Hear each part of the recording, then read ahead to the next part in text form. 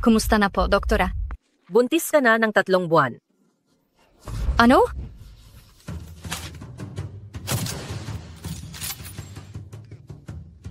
Doktora, bigla lang pong lumaki ang tiyan ko ngayong umaga. Wala po bang posibilidad na baka tumor lang to? Ganyan na ba kahusay mag-imbento ng kwento ang mga estudyante ngayon? O iniisip mo na kakilala lang kami? Alam namin ang pagkakaiba ng bata at tumor.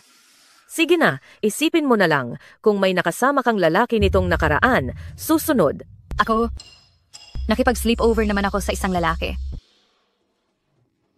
Pero, iyon ay maliwanag na. Kagabi lang nangyari. Kahapon, pumunta ako sa Bundok Ilaw para mag-sketch. Ngunit naligaw lang ako at napunta ako sa isang kastilyo.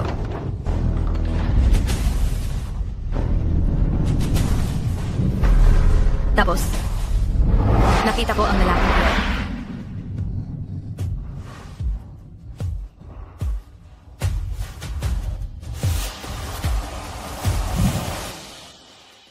Sino ka?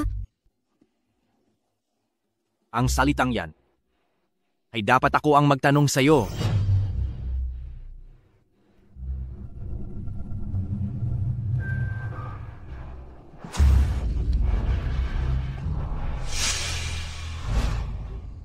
Bakit mo ako kinagat? Tandaan mo, itinanim ko ang markang ito. Mula ngayon, ikaw ay akin na. Kahit saan ka man magpunta, gamit ang amoy na ito, mahahanap kita.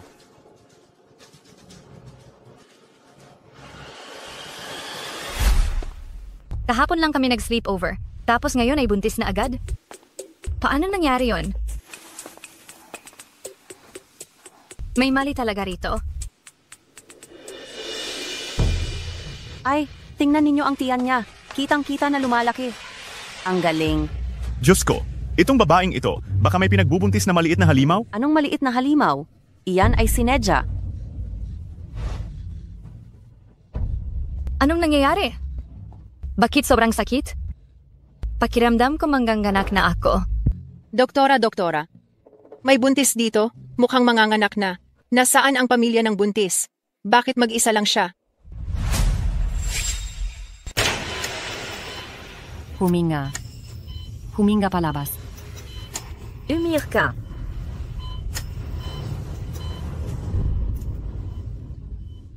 Nanganak na siya, isang lalaki.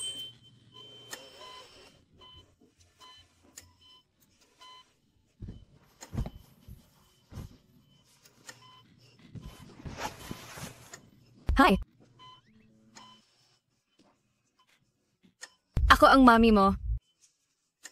Ang cute mo naman. Mami!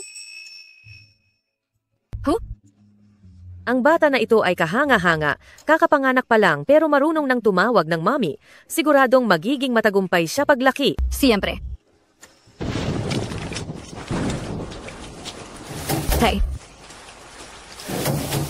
Pakiusap buksan ninyo po akong pinto. Hey.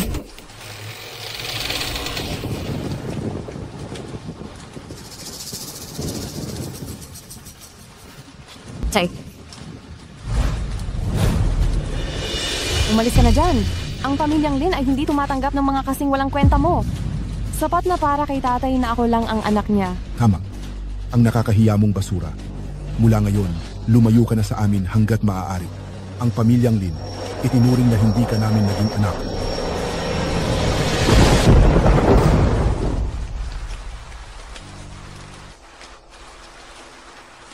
Ang bait mo. Ngunit ipinanganak ka sa panahong wala akong anumang ari-arian. Ngayon, wala na rin akong bahay. Kung sumama ka sa akin, magtitiis ka lang ng maraming paghihirap. Ano ba ang dapat kong gawin sa iyo? Panginoon ng Angkan, ang lahat ng babaeng lobo ng ating Wolf Clan ay narito na. Tingnan mo, pumili ka ng isa para sa pagpaparami, ano?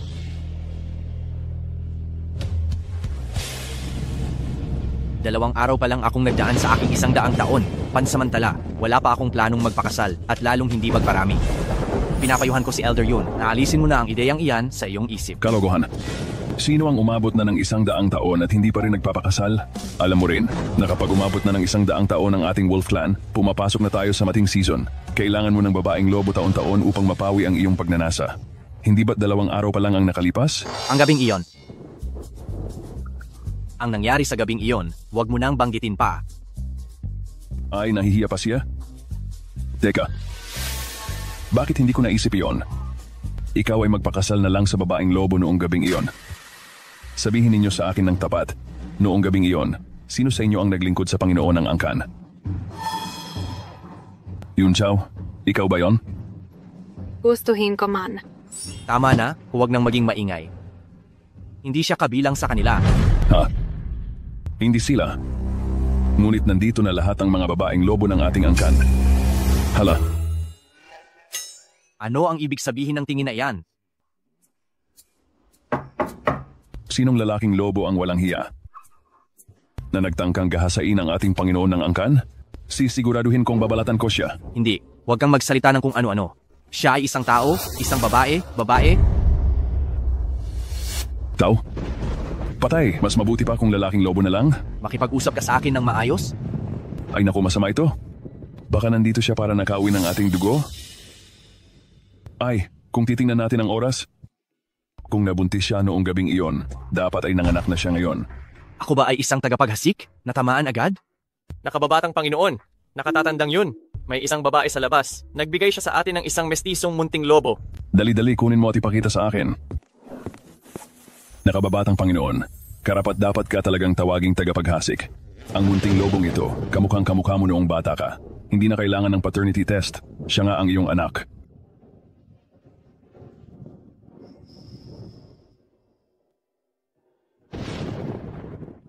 Kung gayon, ang babaeng iyon sa labas, kaya siya ang iyong kapares noong gabing iyon. Nasaan siya? Siguro ay nasa labas pa rin siya.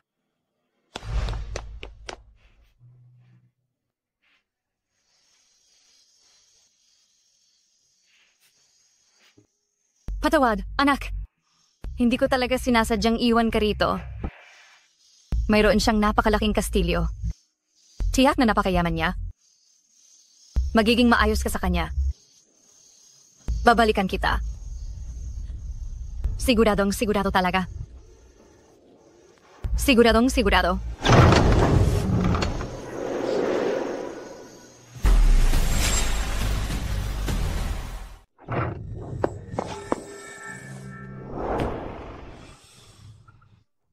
Saan siya? Umalis na. Hindi mo na kailangang malungkot. Sa tingin ko hindi siya magandang tao. Matapos makipagtalik sa iyo, ang hindi man lang magbigay ng paliwanag ay ayos na. Ngunit ngayon ay pati sarili niyang anak, itinatanggi niya na. Ang taong walang puso at hindi tapat. Hindi mo na kailangang isipin pa. Saan mo naman nakita na iniisip ko siya? Ibalik mo sa akin ang anak ko.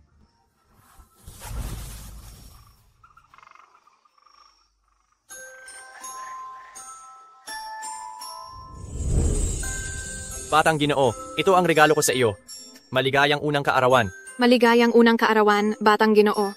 Maligayang kaarawan, Batang Ginoo. Maligayang kaarawan, Batang Ginoo. Hindi ka ba magpapasalamat?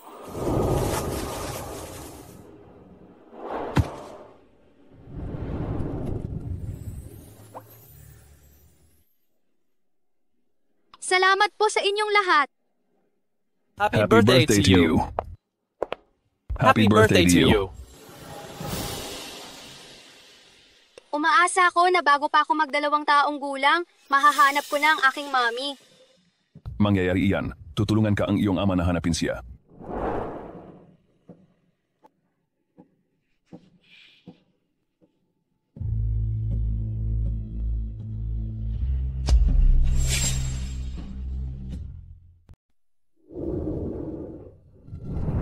Pagkatapos magkolehiyo, inabot ako ng halos kalahating taon para makapasa at makapasok sa Weichu Group. Ngayon ang unang araw ko sa trabaho. Kailangan kong magsikap para maging regular at kumita ng mas maraming pera. Sa ganitong paraan, mapupuntahan ko ang lumang kastilyo at susunduin ko ang baby ko. Hello, Hello po? bago ka rito? Apo. May ilang paalala na kailangan kong liwanagin sa iyo ng maaga. Maaari itong makaapekto kung magiging regular ka ba. Alam mo naman si President Fu, hindi ba? Siya ang pinakabatang negosyante sa Jiangcheng. Hindi lang mayaman, kundi napakagwapo pa. Bagaman may isa na siyang anak. Ang mga babaeng gustong magpapansin sa kaniya ay hindi nauubos. Gali na gali si President Fu dito.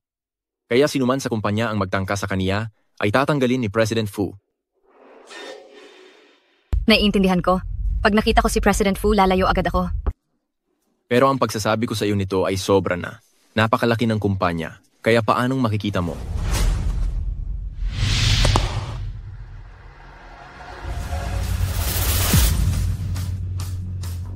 Magandang araw, President Fu. Magandang araw, President Fu.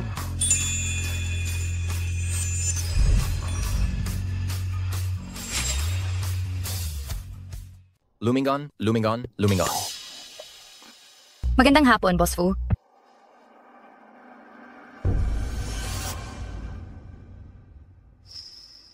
Lin Yiwu.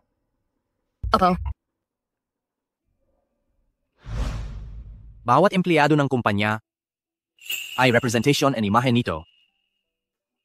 Kaya sa susunod, mag-ingat ka. Naintindihan ko, Boss Fu? Ang guwapo. Ang guwapo. Wow! Kinakausap ka ni Boss Fu, ang swerte mo naman gayon. Shh! Anong sinasabi mo kanina? Huwag kang maging baliw sa pag-ibig. Sige, alis na ako para mag-report. Bakit pag nakikita ko siya, nakakaramdam ako ng pagkapamilyar? Nakita ko na ba siya sa kung saan?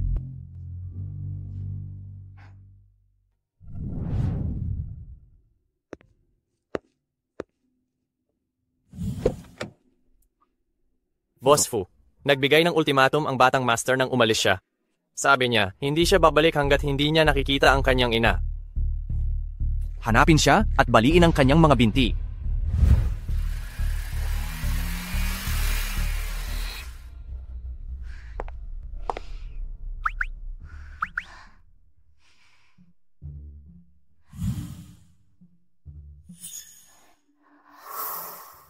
Doktora, mayroon yata akong kakaibang marka sa katawan na palaging naglalabas ng isang kakaibang amoy na umaakit ng maraming maliliit na hayop. Maaari mo ba akong tulungan na mag-isip ng paraan para mawala ang amoy na ito? Ganito, mayroon akong isang espesyal na ointment dito na kayang takpan ng amoy sa katawan mo. Kung ayaw mo nang maistorbo, huwag na huwag mong tatanggalin ito. Pagkatapos ng 6 na oras ng bisa ng gamot, kailangan na naman itong palitan.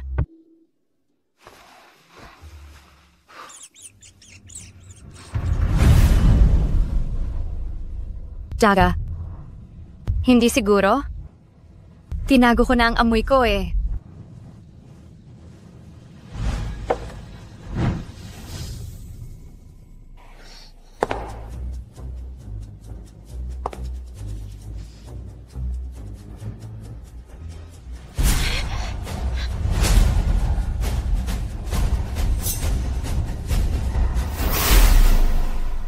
Bata. Mommy! Mommy!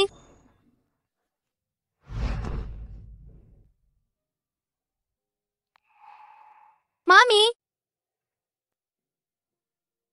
Bata. Ano ang tawag mo sa akin? Mommy! Ikaw talaga ang mommy ko. Sa wakas nakita na kita. Mommy! Mami, ikaw nga. Napakasakit ng paghahanap namin ni Daddy sa'yo. Bata. Nakakamali ka. Hindi ako ang mommy mo. Ikaw talaga. Ikaw nga. Kahit isang beses lang kitang nakita, naaalala kita. Huwag mo akong tanggihan. Gusto na gusto talaga kita. Kung anak talaga kita, sana ganoon na lang. Pero ang sanggol ko, 1 taong gulang pa lang ngayon. Bata, anong pangalan mo? Ilang taon ka na? Mami, ang pangalan ko ay Fuye. 1 taong gulang na ako. 1 taon? Oo, 1 taon. Anak ng sino? 1 taon, ganito nakalaki. Sige, kung ilang taon ang sinabi mo, iyon na. Sige, alam na. Natagpuan na ang batang master ni Seofu. Nandito sa kumpanya. Lumikaw. Kumakain ka ng tinapay mag-isa dito? Kapag nalaman ng daddy mo, tiyak na hahanapin ka niya. Taga rito ba siya sa kumpanya namin? Saang departamento? Ihatid na kita sa kanya.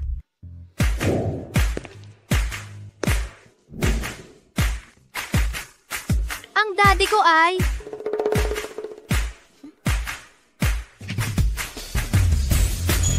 Uye,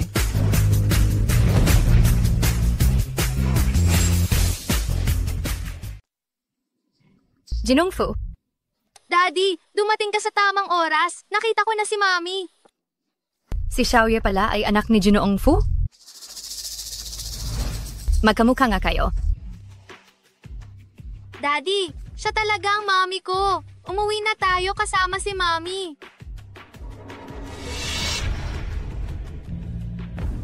wala siyang amoy ng marka ko.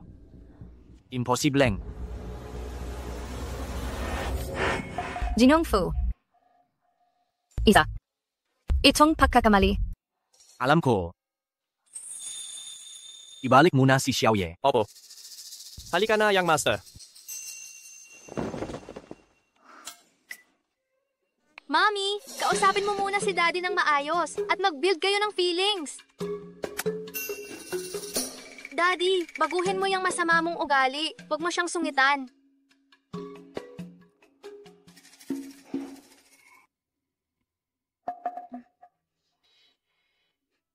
Jinongfu, pasensya na. Hindi ko alam kung bakit napagkamalan ako ni Xiaoye na mami niya. Pero, Lin Yiwo, opo, inamin ko. Napakatalinong diskarte mo. Para mapapayag mo ang aking anak.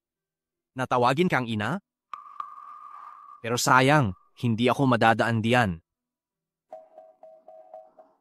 ano ba ang ibig mong sabihin? Ang ibig kong sabihin, tanggal ka na sa trabaho. Teka lang, Mayroon pa bang gusto kang ipaliwanag?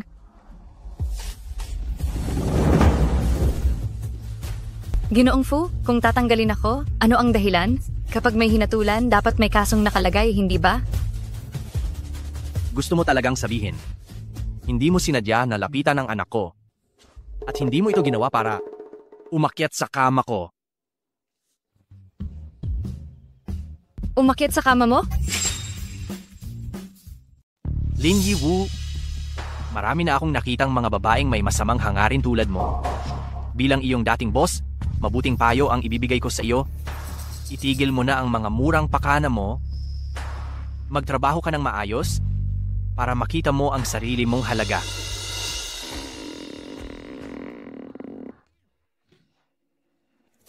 Mr. Fu, mari ba akong magtanong? Ginto ba ang ginamit sa kama mo? O baka naman ang iyong... Ay ginto rin? Ano ang ibig mong sabihin? Ang ibig kong sabihin ay... Bakit mo iniisip na magugustuhan kita? Inaakala mo bang ikaw ay tulad ng isang yuan? Kahit payuan ka, may pagkakataon pa ring ituring kang tae. Nangangahas kang sabihin na ako ay tae? Ikaw? Oh, isa pang payo para sa'yo. Hindi ako ang tinanggal mo, kundi ikaw bilang boss, ang tinanggal ko. Ang mga taong walang pag-unawa tulad mo, ay hindi karapat-dapat maging boss ko.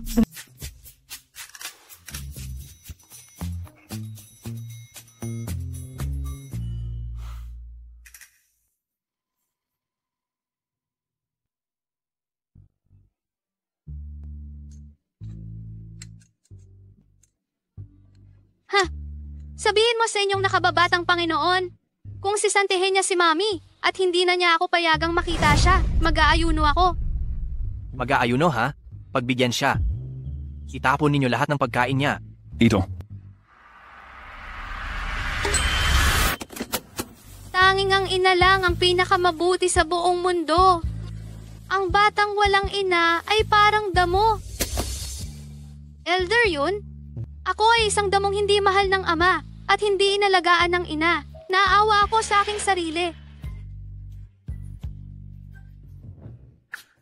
Nakababatang Panginoon, payagan na natin ang bata na makita ang babaeng iyon na tao, kahit hindi siya ang tunay. Ito ay kahit papaano ay magsisilbing aliw sa bata. Tingnan mo ang bata, nangayayat na talaga siya. Isang kainan pa lang iyan. Kalahati lang. Tanging ang ina lang. Tama na. Huwag ka nang umiyak. Pumapayag na ako. Yehey! Mabuhay si Daddy! Tawagan si Lin Yiwu, pabalikin siya sa trabaho bukas. Masusunod. Wag na! Ako na lang ang maghahanap sa kanya.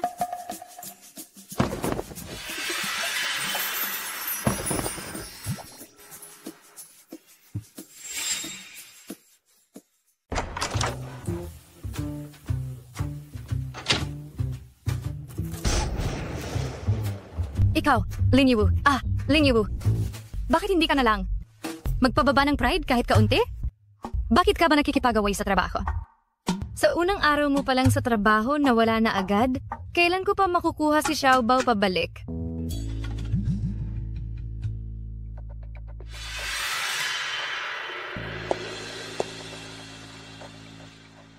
Bakit kayo nandito? Umuwi ka na ngayon. Halika na.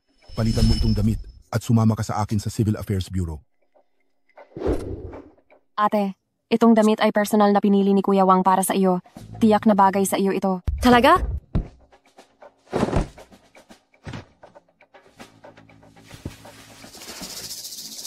Tama po ang sinasabi mo.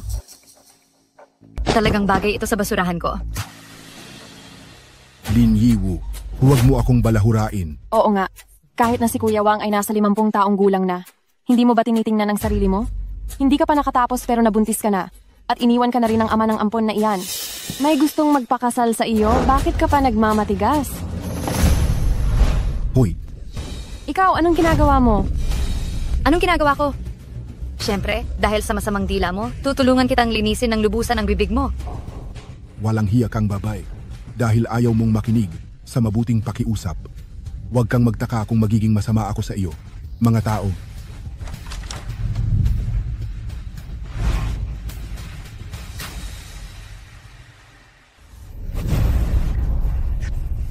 Dalhin ninyo siya. Bitaw! Iligal ang pagkidnap! Daling siya. Bitaw! Bitaw!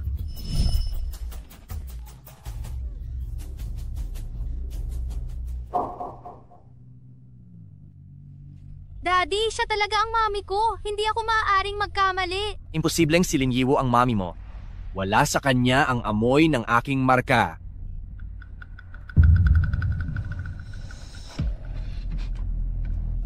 Para. Ano bang nangyari sa young master? Ito ang amoy na itinanim ko sa babaeng iyon. Parang nanggagaling sa direksyong iyon. Si mami ko ba yon? Mr. Fu, ang direksyong iyon po ay papunta sa bahay ni Miss Lin. Siya nga kaya talaga? Magmaneho. Si po. Bilisan mo. Si po. Bitaw! Bitaw!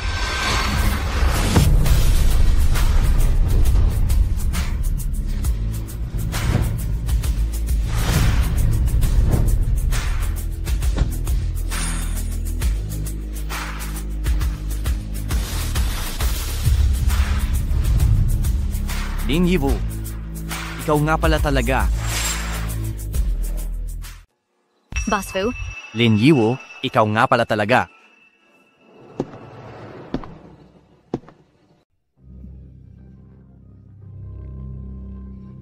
maraming salamat, Boss Fu. Bakit biglang nawala ang amoy? Hindi kaya siya? Boss Fu, ano pong ginagawa ninyo?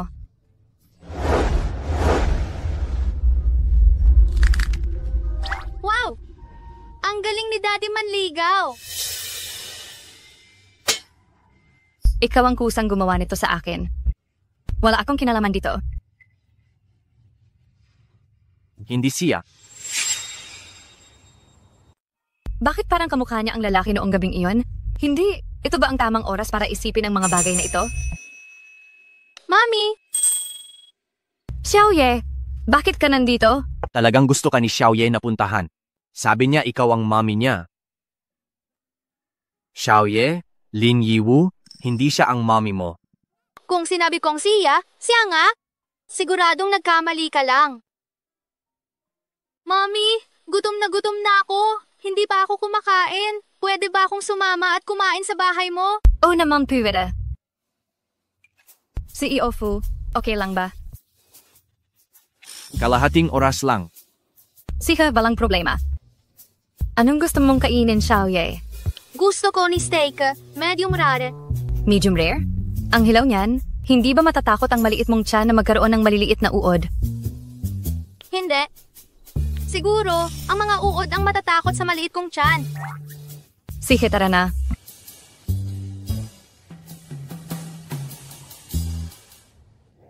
Kung hindi siya, nasaan na ang babaeng iyon?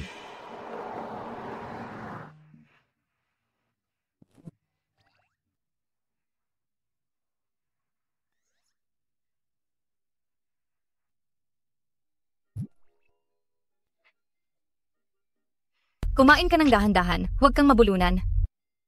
Salamat, Mommy. Walang anuman. Kung ikaw lang sana ang baby ko, sana ganoon na lang. Pakainan mo ako nito?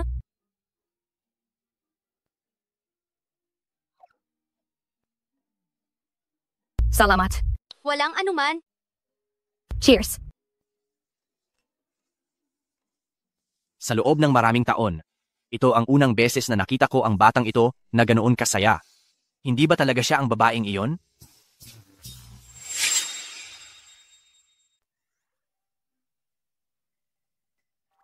Jinong Fu. Bakit ganyan ka makatingin sa akin? May dumi ba sa mukha ko? Bumalik ka bukas para magtrabaho.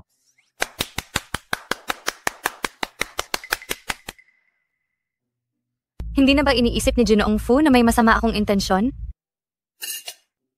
Gusto ka ang anak ko.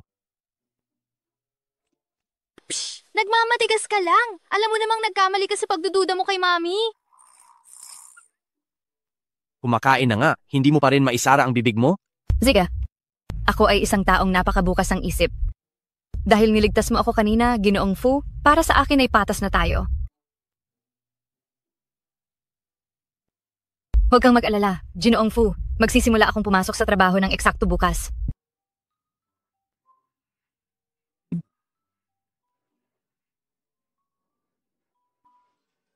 Si Daddy ay nakikipagkamay sa isang babaeng tao.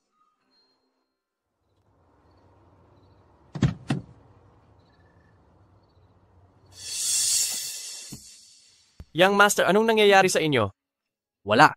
Ang kakaibang amoy na iyon, lumalabas lang sa napakaikling panahon, pero nagdulot na agad ito ng reaksyon sa akin. Young Master, na-activate ang inyong pagkalobo.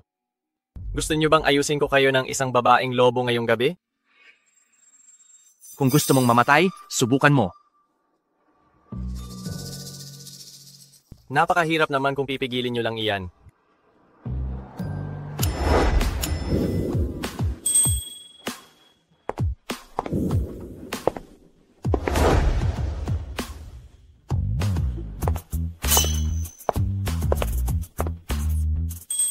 Yiwu, hindi ka ba sinibak ni Ginoong Fu? Bakit ka nakabalik? Ang nangyari ay purong pagkakamali. Ngayon, naayos na ang pagkakamali, kaya natural lang na bumalik ako. Wow! Ikaw ang unang tao sa kumpanya na sinibak ni Ginoong Fu at nakabalik pa rin. Sabihin mo, anong paraan ang ginamit mo?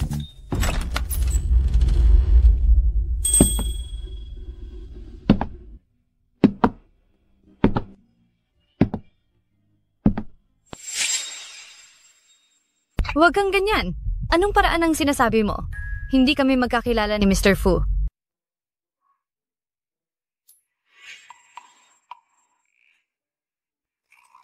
Talagang binanggit mo si Cao Cao at dumating siya. Papasok na ako sa trabaho. Paalam. Paalam.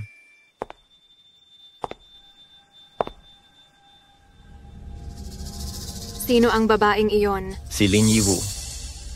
Ate, Balita ko, si Lin Yiwu ay nakakuha ng atensyon ni Mr. Fu dahil lang sa paglalandi kay Xiaoye, ang galing niyang magmaniobra. Ipaimbestiga mo siya. Anumang hamak na nilalang ay nagtatangkang lumapit sa aming binata. Masusunod po. Yanshan. Tingnan mo, mukhang inosente si Lin Yiwu, pero hindi inakala na matagal na pala siyang may relasyon sa ibang lalaki.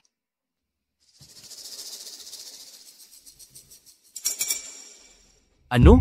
Nanganak siya pala siya 1 taon na ang nakakaraan? Oo nga.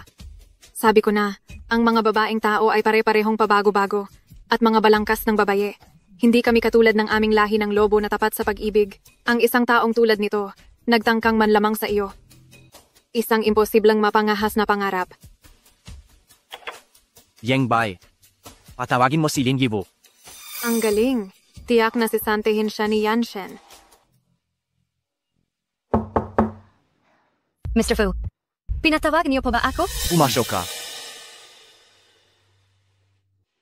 Mukhang siya ang head ng Human Resources. Nakita ko na siya dati sa company profile. Pero bakit parang may masamang balak ang tingin niya sa akin? Lin Yiwu, maghanda ka na para masisante ka. Nabalitaan ko na, noong nakaraang taon ay nanganak ka? Inimbestigahan mo ba ako? Masama ang iyong hangarin, pero natatakot kang imbestigahan ng mga tao? Mr. Fu, hindi niyo naman siguro ako pinatawag para lang pag-usapan ng pribadong buhay ko, hindi ba? Gayon, lumabas ka. Tama. Umalis ka na at iwanan mo na ang kumpanya. Samahan mo akong kumuha ng regalo para sa araw ng mga bata. Isa kang ina, kaya mas alam mo ang tungkol dito.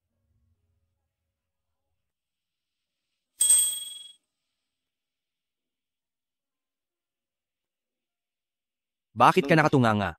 Gusto mo ba talagang masisante? Sina? Tara na, tara na. Hindi, Yanshen. Hindi mo ba siya sisigantehin?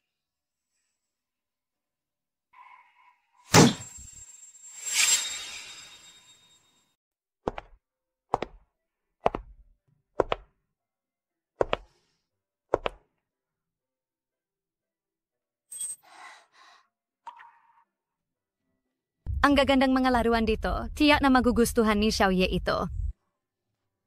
Bakit napakamahal naman ang presyo? Alin ang gusto mo? Biling mo lang. Tunay ngang black card ang gamit ng isang CEO. Hindi ako binigo ng drama. May anak ka ring halos 1 taon na. Dapat alam mo kung ano ang gusto nila sa ganyang edad. Hindi na lang 1 taon si Xiaoye. Hindi iyan ang punto. Mr. Fu, may kailangan akong sabihin sa inyo. Sabihin mo. Kahit na may anak akong 1 taon na, hindi siya sumama sa akin pagkatapos niyang ipanganak. Hindi ko rin alam kung ano ang gusto niya. Iniwan mo rin ang anak mo? Kayong mga babaeng tao, talagang wala kayong awa. Tao? Ano yung kakaibang pananalita? Mr. Fu, kung hindi ninyo gusto. Pero ano man ang mangyari, gusto ka ni Xiaoye, iyon ang totoo. Bumili ka na, kailangan ko pang samahan si Xiaoye kumain. Opo?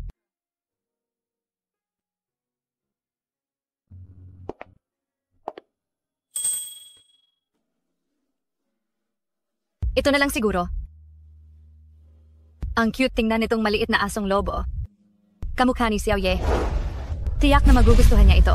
Wag, hindi niya iyan magugustuhan. Ang aming lahi ng lobo ay matatapang at malalaki, pero ang mga mangmang na negosyanteng ito ay ginawa itong ganito, kawalang hiyaan. Bakit parang nagalit pa siya ng ganyan?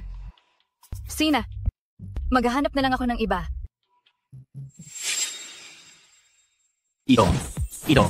Ito at ito pa. Ito, bibilhin ko lahat.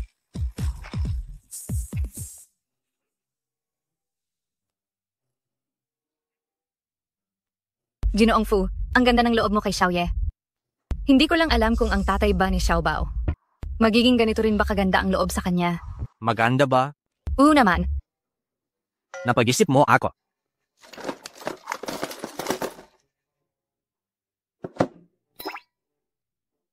Ito lang, wag na ang iba. Ha? Hindi ba may kasabihan kayong mga tao? Dapat pagkakaiti ng mga lalaki. Para hindi maging hambog. Kung ganoon, ito na.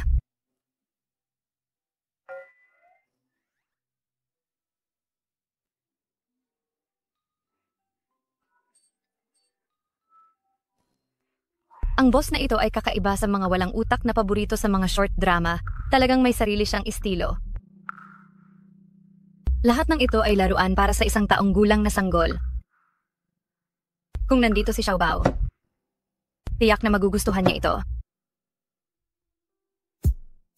Ayos lang. Sige, lakasan mo ang loob mo. Basta makakakuha ako ng sapat na pera, tiyak na mababalik ko si Xiaobao.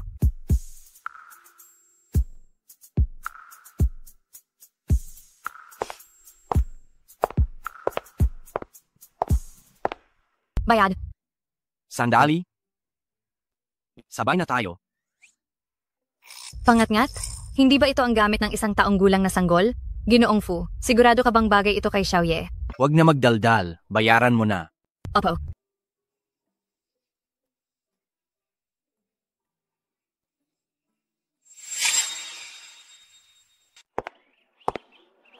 Boss Fu, tapos na akong bumili. Pwede ka nang umuwi. 6:00 na, ang bilis naman. Sige, Boss Fu. Hanggang bukas na lang. Sandali. Para sa'yo ito. Boss Fu. Para saan po ba ito? Ayaw mo bang kunin ng anak mo kapag nagkapera ka na? Gusto ko po talaga yan. Kung ganoon, kapag nakuha mo na siya, ibigay mo na ito sa kanya para sa akin. Maligayang araw ng mga bata.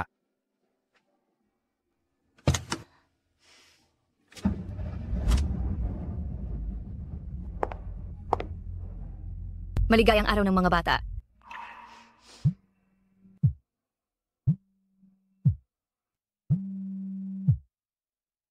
Hello. Hello, Yiwu. Hindi ba naghahanap ka ng part-time na trabaho sa gabi? Mayroon akong trabaho para sa'yo dito. Maging waiter sa isang handaan. Pero sobrang misteryoso ang nag-oorganisa ng handaang iyon. Balita ko kailangan mo pang magsuot ng blindfold pagpasok mo. Hindi ba may problema kapag sobrang misteryoso? Pero ang alok nila ay 50,000 piso para sa isang gabi. Hindi mo ba iyan pag-iisipan? 50,000 piso? Ang laki! Nga. Pupunta ako. Sino man ang hindi pupunta ay baliw. Sa makalawa, tama? Ganoon na ang usapan. Ang daming pera. Bahala na kung misteryoso man yan.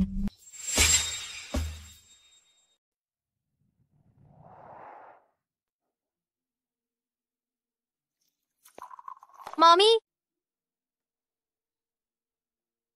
Little Ye. narinig ko po na ang aking regalo sa Children's Day ay pinili ninyong dalawa ni Daddy. Salamat, Mommy. Gustong-gusto ko ito. Wala kang dapat ipagpasalamat sa akin. Si Daddy mo ang nagbayad niyan. Kayo palang dalawa ni Daddy. Nag-shopping? Ibig sabihin ba, magpapakasal na kayo agad? Huwag mong sabihin yan basta-basta. Tika, hindi ba dapat papasok ka na sa kindergarten ngayon? Bakit ka na naman nagpunta sa kumpanya? Dinalian ko po si Mommy nito. Ano ito? Moon Serpent Festival Dance? Anong klaseng festival ito? Baka naman isa na namang festival na pauso ng mga influencer? Ito ay isang pagdiriwang ng aming pamilya. Bukas ng gabi na ito. Taon-taon itong ginaganap sa bahay namin. At lahat ng tao sa paligid ay pupunta. Sobrang ingay. Pagdiriwang ng pamilya? Talagang ibang klase ang mga mayayamang tao? May sarili pa silang holiday. Pero, bukas ng gabi, may importante akong trabaho. Kaya hindi siguro ako makakasali sa pagdiriwang ng pamilya ninyo. Mommy, hindi ka ba talaga makakapunta? Ang festival na ito ay napakahalaga para sa aming pamilya. Pasensya na. Sa susunod siguradong dadalo ako. Feel ba? Sige na aga. Buti, pumasok ka na sa eskwela ngayon.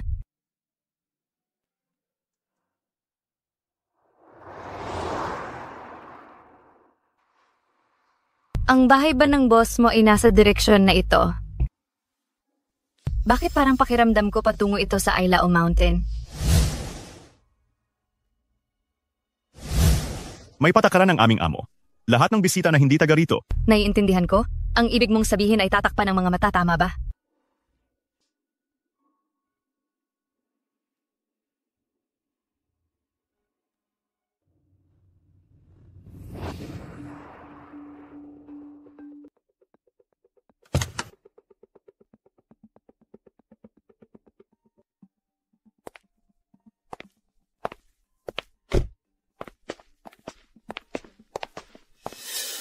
Ang sariwa ng hangin.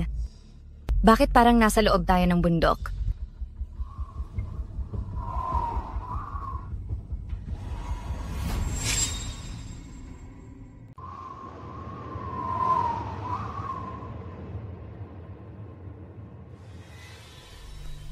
Ikabit mo ulit. Sige.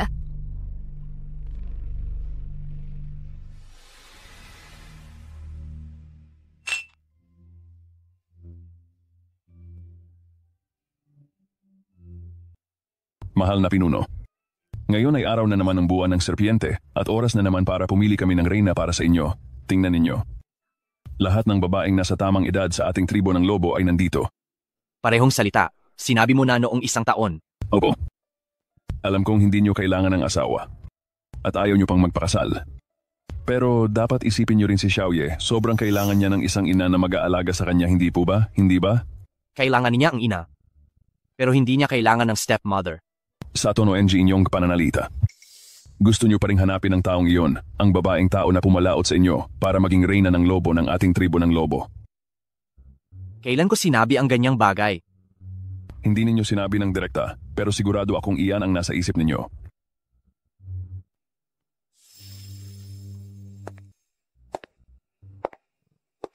Lin Yivo. Bakit parang pamilyar itong lugar? Puro wolf totem. Baka may kinalaman sa lobo itong handaan? Ang kakaiba naman? Pati role-playing? Mayroon dito? Ang lambot nitong tainga ng lobo. Ang cute!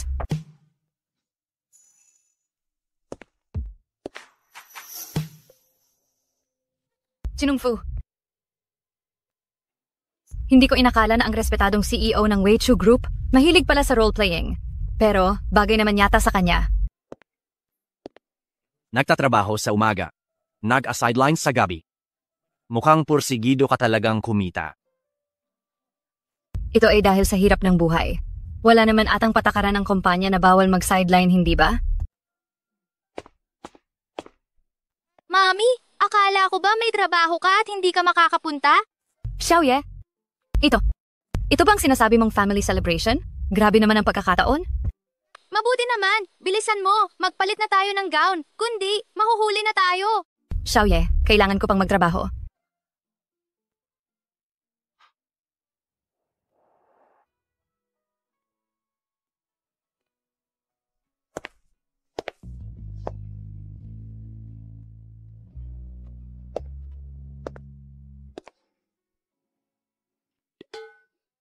Anong nangyayari? Mami, darating na ang pinakamahalagang bahagi. Dapat mong galingan talaga mamaya, ha? Anong bahagi? Ano ang dapat kong galingan? Ate Yunzao, malapit na magsimula ang sayawan. Tiyak na aanyayahan ka ni Lider na makipagsayaw sa opening dance. Oo nga, ayon sa kaugalian ng ating tribo, ang sinumang makasayaw niya sa opening dance ngayong pista ng buwan, siya ang magiging reyna sa hinaharap. Ngayong araw, ang posisyong ito. Siguradong ikaw ang nararapat dito? Siyempre naman. Walang sino man ang mas angkop kay Yanshen kundi ako. Kaya pala itong selebrasyon ngayong araw ay para lang pumili ng mapapangasawa si Boss Fu. Pero yung tawag na leader at reyna, hindi ba masyadong Mary Sue? Hindi ko akalaing gusto niya pala ang ganitong kaartehan. Matanda! Matanda! Magsimula na kayo! Naintindihan ko po. Mga panauhin, malapit na magsimula ang sayawan. Pakiusap, hayaan natin ang ating leader na piliin niya ang kanyang gustong maging kapareha sa sayaw.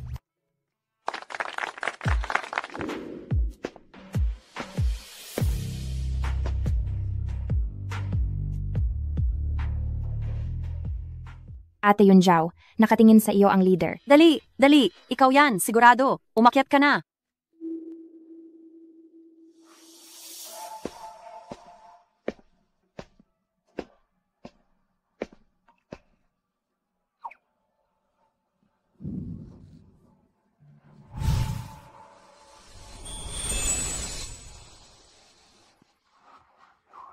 Kaya mo yan, Mami. Sa iyo naman talaga ang posisyong ito.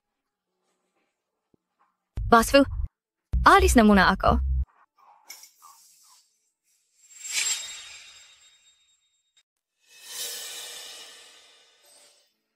Marunong ka bang sumayaw? Nakapag-aral ako ng kaunti noong nasa club ako sa kolehiyo.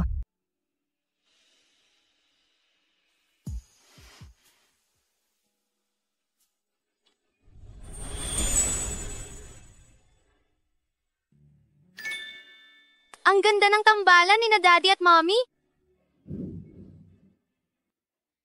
Paanong nangyari ito? Ano ba talaga ang ibig sabihin ng Young Master? Hindi kaya gusto niyang gawing reyna ang taong ito? Kung ganoon, ano na lang kami ni Ate Yunjao? Mag-ingat ka. Mag-focus ka. Opo, si Ilfu. Ginagawa mo ito para lang ako ang pumigil sa mga hindi ka nais-nais na manliligaw mo? Ano pa ba? Hindi naman. Para maging reyna kita, di ba? Mayroon naman akong pagkaalam sa sarili. Dapat sinabi mo sa akin, para naman nakapag-makeup ako ng mas maganda. Ano ang binubulong mo diyan? Wala po. Ang ibig ko lang. Sabihin, ang role-playing ba sa pamilya ninyo ay laging young master? At reyna, na parang sa isang malaprinsesang istorya. Mukhang marami kang reklamo. Ako po, hindi po ako nangangahas. Young master. Mukhang nangangahas ka naman. Gayunpaman, may isang bagay na talagang kinagagandahan ko. Si CEO Fu na ganito kamalinis, para ba ito sa ina ni Xiaoye? Isang babaeng nag-iwan sa sarili niyang anak. Bakit ko pa siya hihintayin? Siya. Ang nag-iwan kay Xiaoye? Ano pa ba? Pero napaka-cute ni Xiaoye, at ikaw naman ay napaka. Sa tingin ko, may hindi siya maiiwasang dahilan, kaya niya nagawa iyon. Mas mabuti kung ganun. Siguradong ganoon. Kung hindi man dahil sa hindi maiiwasan, sinong ina ang magtatapon ng sarili niyang anak?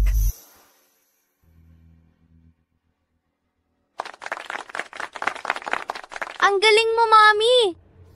Lin Yiwu, ikaf na naman.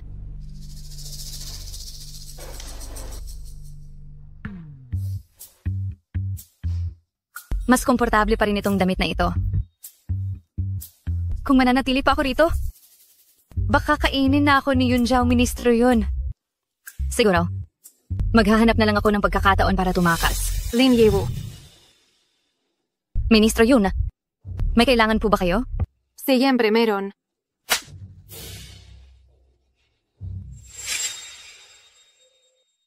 Sa tulad mong ganyan, nagsasabi ka pang nanay ka ni Xiaoye. Grabe, nakakahiya ka. Tama, isang hamak na tao lang. Gusto mo pang agawin ang pwesto ng reyna mula kay Ate Yunzao. Imposible yan. Reyna? Tingin ko kayo ang nananaginip ng gising. Lin Yiwu, talagang gusto mong masaktan. Isang beses mo lang ako sinaktan? Gusto mo pa ulitin? Akala mo ba napakadali lang akong apihin? Bitawan mo na ako. Sige. Lin Yiwu, naglakas loob kang saktan ako, ha? Bakit? Hindi ba ako pwedeng manakit sa'yo? Ngayon, wag mo sabihin na isa ka lang simpleng manager. Kahit na ikaw pa ang kasintahan ni Boss Fu, sasaktan pa rin kita. Anong karapatan mo para hiyain ako? Gusto mo si Boss Fu at gusto mo ring makipagkumpetensya sa akin? Iyon ay problema mo. Pero hindi ako sasali-sali dyan. Lin Yiwu, ikaw ang pumipilit sa akin ito.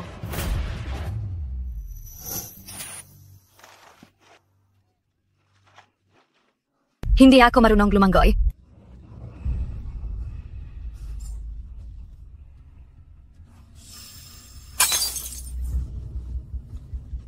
Umalis na tayo. Saklolo? Too long? Too long?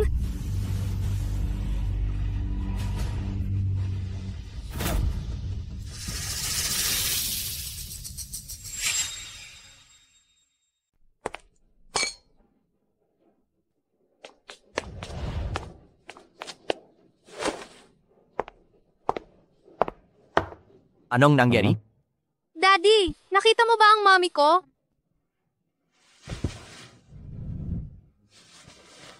Wala. Nakakagulat. Bakit bigla siyang nawala? Kasalanan mo. Hindi mo siya binantayan. Maging makatwiran ka naman. Empleyado ko lang siya. At wala akong obligasyon na bantayan siya sa lahat ng oras. Hindi lang siya empleyado mo. Siya ang mami ko, ang iyong magiging reyna. Kung may nangyaring masama sa kanya, pagsisisihan mo iyon. Huwag kang mag-alala. Hinding-hindi siya magiging reyna ko.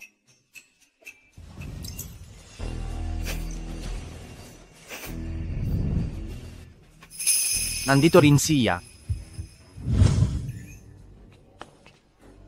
Si mami ba? Too long? Too long?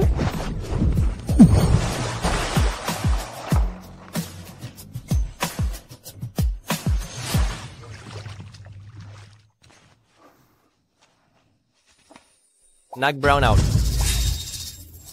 Buti na lang nag-brown out, hindi niya ako makikilala.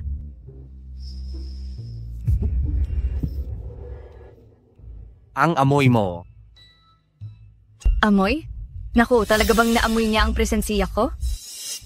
Kung malalaman niyang ako ang dahilan kung bakit nandito ang mga ahas at daga, ituturing niya akong halimaw at sisantihin ako. Tanggalin mo ang maskara mo.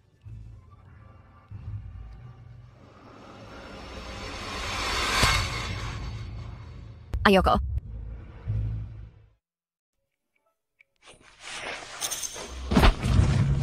Gusto mo pa ring tumakas? Ang amoy niya ay muling pumukaw sa aking pagiging hayop. Anong nangyayari? Bakit biglang ang init niya?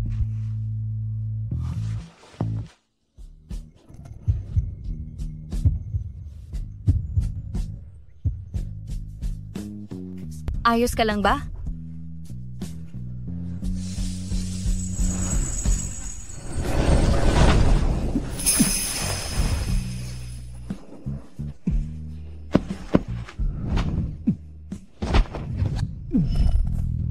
Bakit? Bakit pakiramdam ko ay kamukha niya ang lalaking iyon? Hindi. Hindi. Ito ay akala lang. Siya si Fu Yanshen. Paano naman magiging siya ang taong iyon? Young Master, ayos lang po ba kayo? Paumanhin, Young Master. Hindi ko po sinasadya na abalahin kayo.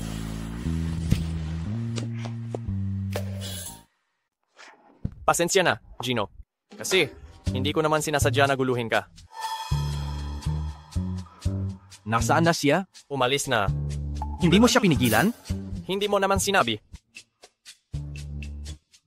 Kung ganoon, nakita mo ba? Kung ano ang hitsura niya? Hindi po. Harangan agad ang kastilyo. Bawal ang taong lumabas o pumasok. Masusunod.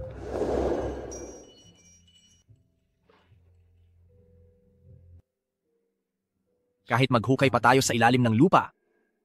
Ngayong araw, hahanapin kitang talaga.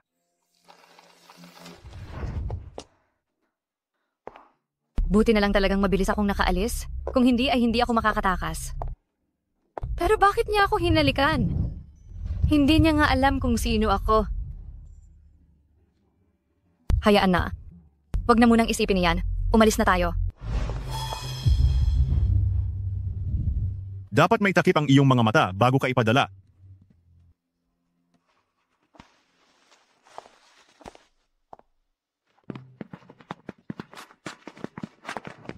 Utos ng Ginoo na harangan ang kastilyo, kaya ngayong gabi, sinumang tao ay hindi pinapayagang pumasok o lumabas ng basta-basta. Mas susunod.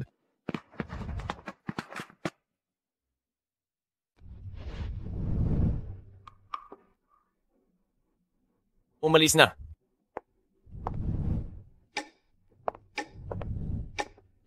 Umalis na. Umalis na kayong lahat. Young Master, lahat ng taong pumasok sa kastilyo ngayon ay sinuri na. Wala. Talaga? Nandito ang lahat. Nasaan si Lin Yiwu?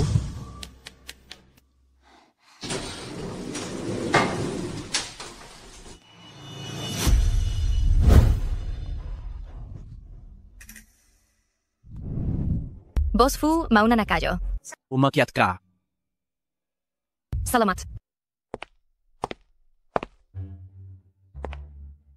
Boss Fu, bigla kong naalala na may hinahanap sa akin ang pinuno ng propaganda department. Aalis na ako. Ako rin sana ay. Saan ka nagpunta kagabi? Hinanap ka ni Xiaoye.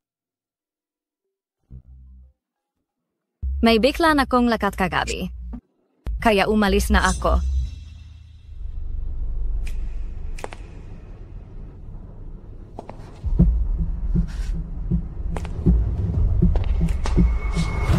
Kagabi? Napunta ka ba sa tabi ng pool? Sa pool? Hindi, Talaga? Hinalikan mo ako kagabi. Tanggapin. Siyempre hindi. Nagkamali ka sa pagkakakilanlan. Paano naman mangyayari na makikipaghalikan ako kay Mr. Fu? Kagabi, sa gilid ng pool. Nakita ko ang nanay ni Xiaoye. Ano? Kung nagkamali ako, malalaman ko sa pagsusuri.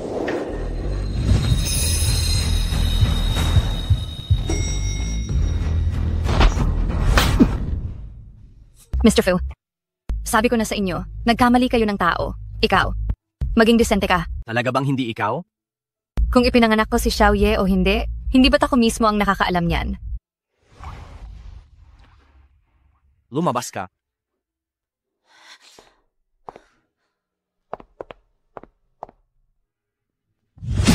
Bakit ko naman naisip na siya?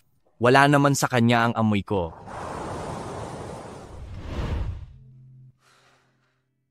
Kaya pala, matagal nang hinahanap ni Mr. Fu ang nanay ni Xiaoye. Kaya ba, noong gabing iyon, bigla mo akong ginanyan dahil napagkamalan mo rin akong nanay ni Xiaoye? Ang dami niyang inubos na oras sa paghahanap. Siguradong mahal na mahal siya ni Mr. Fu, ano? Xiaoye, bumalik ka na naman para hanapin ang daddy mo? Hindi, pumunta ako para hanapin ang mommy ko. Ikaw. Kung mahanap na ni Mr. Fu ang nanay ni Xiaoye, sa susunod, hindi na siguro magiging malapit sa akin si Xiaoye ng ganito. Mommy, bakit ka umalis ng ganoon kabilis kagabi? Ano ba itong nangyayari sa akin? Itinuturing ko si Xiaoye na parang sarili kong anak. Mommy, may kailangan akong asikasuhin kaya umalis ako kagabi?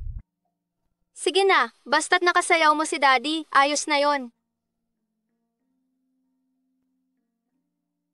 Pasensya na, Xiaoye. Kailangan ko pang magtrabaho. At mag-duty. Pwede bang mag-usap tayo ulit sa ibang araw? Mommy, magtrabaho ka na. Si Xiaoye ay kalahating tao, kalahating lobo. Pagkalipas ng USC Festival, magkasalungat ang dalawang lahi ng dugo sa katawan niya. Kung ganito ang patuloy, hindi siya magtatagal, maaaring nasa malaking panganib ang kanyang buhay anumang oras. Ikaw ang pinakamahusay na doktor ng aming lahi ng lobo. Gumawa ka ng paraan para tuluyan siyang maligtas. Young Master, dapat na magpadala tayo ng mga tauhan ngayon din upang hanapin ang biological na ina ni Xiaoye. Sa panahong ito, bakit mo siya binabanggit? Tanging ang dugo lamang ng biological na ina ni Xiaoye ang pansamantalang makakabawas sa paghaharap ng dalawang lahi ng dugo. Pero sa tagal na iyon, patuloy kaming naghahanap. Wala kaming narinig na anumang balita tungkol dito. Nagpakita siya noong gabing iyon sa piging. Imbestigahan ninyo ng mabuti ang lahat ng taong naroon noong gabing iyon. Opo.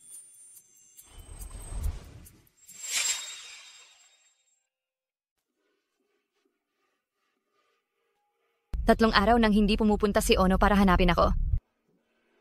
Sabi ni Ministro Yun, hindi ko alam kung bakit. Pero nitong nakaraan, ang batang Ginoo ay nasa ospital palagi. Parang nasa panganib pa ang buhay niya. Ganun ba kalala? Hindi ba?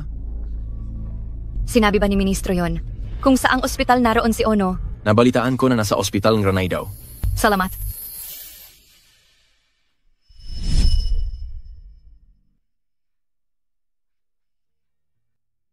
Mommy? Ono? Kumusta na? Masakit ang kamay ni Mommy.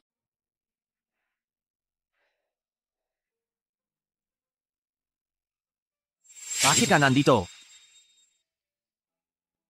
Jinongfu, narinig ko na hindi maganda ang kalagayan ni Ono. Kaya naisip kong pumunta at tingnan siya. Totoo ba ang sinasabi nila tungkol kay Ono? Hindi ko hahayaang may mangyari sa kanya. Naniniwala ako sa iyo. Ililigtas mo siya. Mommy? Mommy? Oh no. Nandito ako. Nandito lang ako. Sa tingin nila, para talaga silang mag-ina. Lin Yivu. Tungkol sa nangyari sa elevator noon. Taos puso akong humihingi sa iyo ng paumanhin. Ay, Diyos lang. Nakalimutan ko na. At saka si Xiaoye. Pag nahanap niya na ang mommy niya, hindi ka na niya guguluhin. Sa tingin ko, malapit na yung... Oh. Young Master, pinapapunta ka ni Yunqing.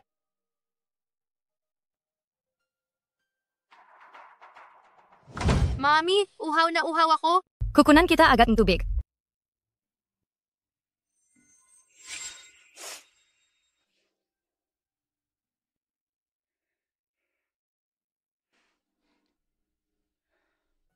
Heto.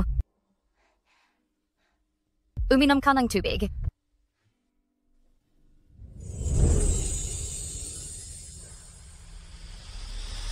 Mukhang si Xiaoye, gumaan-gaan na ang pakiramdam. Dahil ba to sa dugo ko?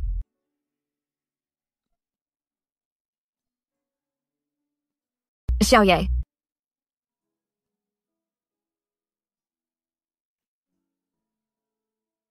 Hindi ko na to kayang isipin pa.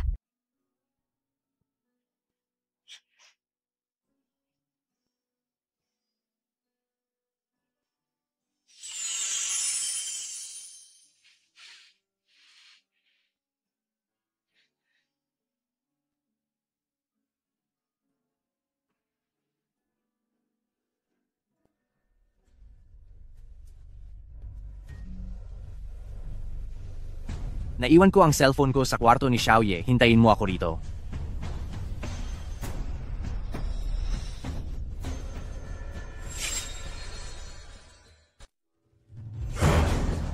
Apo.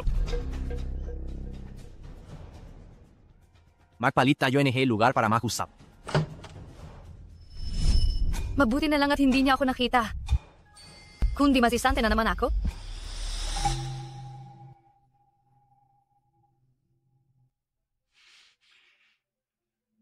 Lin Yiwu, bakit ikaw na naman? Anong ginagawa mo? Bakit may dugo pa ang kutsilyo na yan? Nagbabala ka bang saktan si Xiaoye? Hindi ako. Lin Yiwu, pinainom mo ba ng dugo mo si Xiaoye? Opo. Pero wala akong masamang balak kay Xiaoye. Pinainom niya talaga ng dugo si Xiaoye. Tingnan ang itsura ni Xiaoye, parang mas bumuti ang pakiramdam niya kaysa kanina. Ibig bang sabihin talaga, siya talaga ang tunay na ina ni Xiaoye? Mayroon pa akong kailangang gawin. Kaya aalis na muna ako.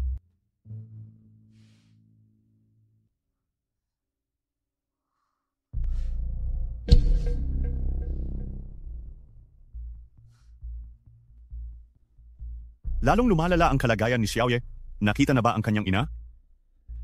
Ang babaeng ito, pakiramdam ko'y malapit lang siya. Pero kahit anong hanap ko, hindi ko siya makita. Pero hindi na magtatagal si Xiaoye.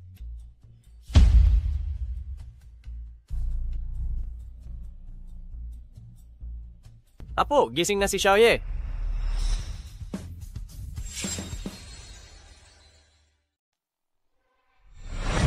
Lin Yiwu, alam kong nandito ka nga. Gusto kong magtanong sa iyo, bakit ninyo kami ni Papa lubusang ni-block ha? At kailan ba talaga eksaktong nakatakda ang kasal ninyo ni Kuya Wang? Naghihintay pa kaming tanggapin ang dowry. Lin Qingqing, may sakit ka ba? Kung gusto mo talaga ng pera, ikaw na lang ang magpakasal. Itigil mo na ang panggugulo sa akin.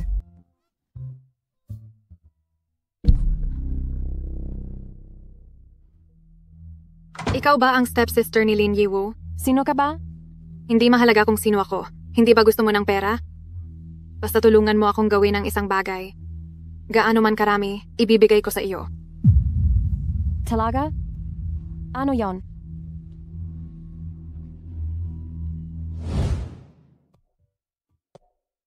Daddy, ayos na ako.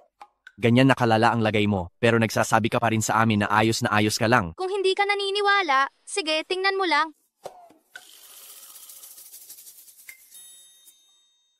Ano? Si Xiaoye, mas lumala pa.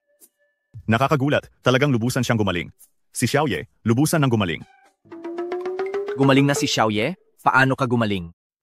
May dumaan ba rito? Oo, meron. Dumating si Mommy. Si Mommy talaga ang nagpagaling sa akin. Mami, ang sinasabi mong tinutukoy mo, si Lin Yiwu? Sino pa ba? Kaya pala, ang babae pala na iyon ay 1 taon na ang nakalipas. Siya nga. Bantayan ninyo si Xiaoye, babalik ako agad.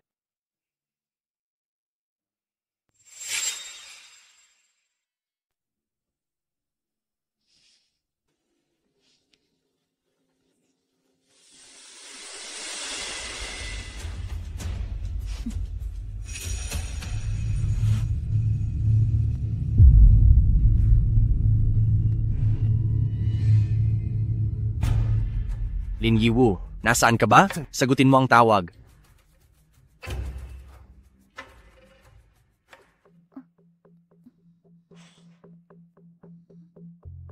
Nakakapagtaka. Paanong nakatulog ako rito? Ang sakit ang gleko. Na-stretch pa ito.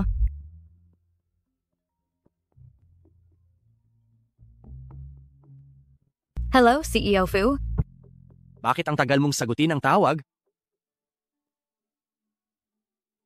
Bakit ang tagal mong sagutin ang tawag?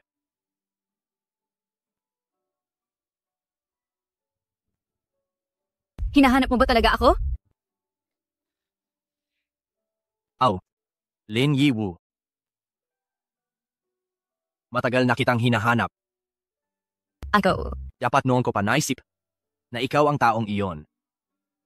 Hindi nakapagtataka na mami ang tawag sa iyo ni Xiaoye. Pati noong nakaraan, noong hinalikan kita, pakiramdam ko pamilyar na.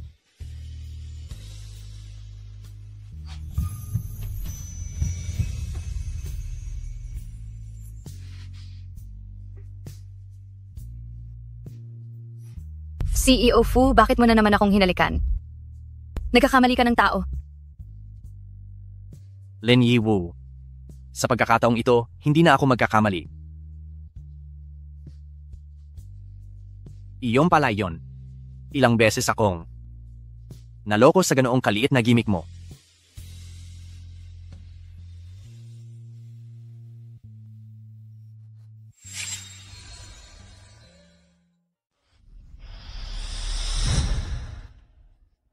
Anong nangyayari? Ikaw? Bakit wala nang amoy? Ibig sabihin ba, gumaling na ako? Young Master, nahanap na po namin ang mommy ni Onye. Ano? Ano?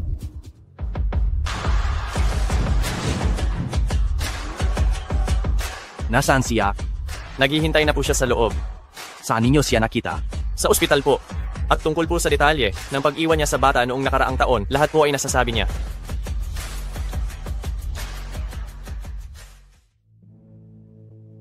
Wow! Ang isang sofa pa lang yata, kayang bilhin ang buong bahay namin. Talagang kumita tayo ng malaki ngayon?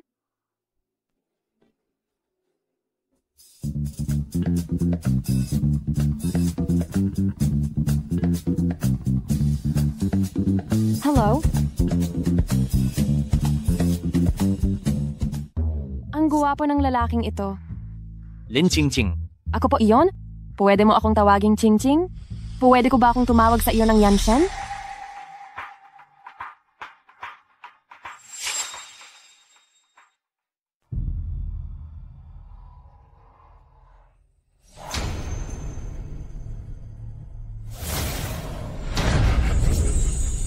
Aray! Siya nga. Bigyan mo si Bebe. Lin ang matitirhan. Masusunod. Salamat, Yanshen. Bakit parang pakiramdam ko hindi masaya ang batang Panginoon? Nalusutan ko na ito. Ang galing.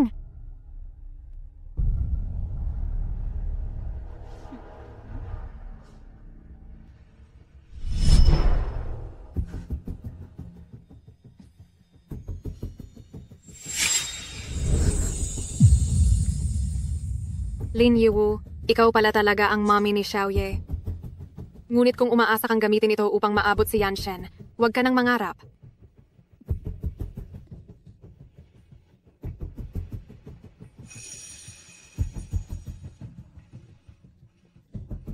Bakit mo kinukunan ng dugo?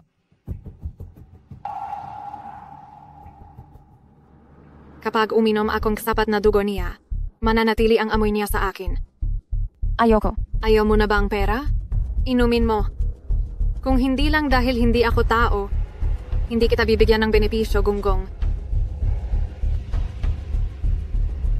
Tungkol naman sa amoy ni Yanshen sa iyo. Buti na lang mayroon pa akong isang pampigil. Kaya ko pa ring pigilan ito sa loob ng isang buwan, pero sapat na iyon. Tungkol naman sa nangyari ngayong araw, kapag naglakas loob kang magsalita ng kahit isang salita, alam mo na ang kahihinatnan. Hindi ako magsasalita. Mabuti.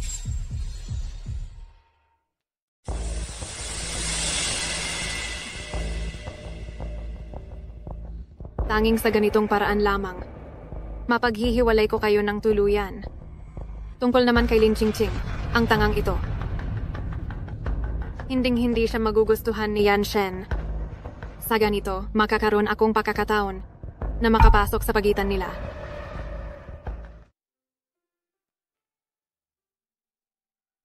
Yiwo, narinig mo na ba? Natagpuan daw ni Jifu kahapon ang ina ng kanyang anak? Oh, narinig ko. Mukhang mahal na mahal siya ni Jifu at hinahanap niya siya sa loob ng maraming taon. Ganun ba? Bakit parang hindi ka masaya? Hindi ah. Bakit naman ako hindi magiging masaya? Ako ay sobrang saya. Matagal nang hinahanap ni Xiaoye ang kanyang mommy. Ngayon, natagpuan na siya, dapat ay maging masaya ako para sa kanya. Pero, hindi na niya siguro ako kukulitin na tawagin akong mommy, ano? At pati si Jifu. Hindi na niya ako mapagkakamalan muli. Yiwo, anong iniisip mo? Ay, wala lang. Naalala ko lang bigla, may design pa ako ng kliyente na hindi na isusumite. Mauna na ako.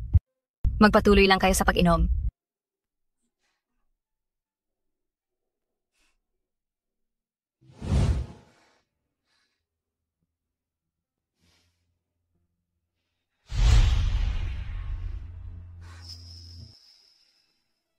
Pasensya na, Hefu.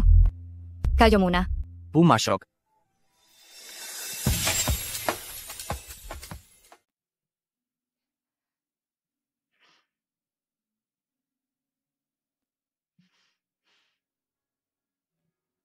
Linggibo, ang kating. Kahapon. Alam ko na ang tungkol sa nangyari kahapon. Congratulations, Mr. Fu. Dahil natagpuan mo na ang tunay na ina ni Xiaoye. Kayong tatlo, sa wakas ay buo na ang pamilya ninyo. Yan lang bang gusto mong sabihin sa akin? Kung gayon, dapat ba akong matuwa para sa inyo? Mas mabuti pang hindi ka na lang nagsalita. Ano ba talaga ang inaasahan ko?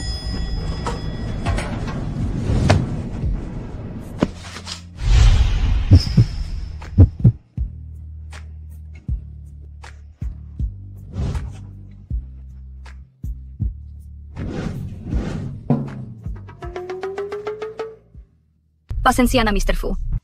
Hindi ko sinasadya. Pasensya na, tutulungan muna kitang linisin ang mukha.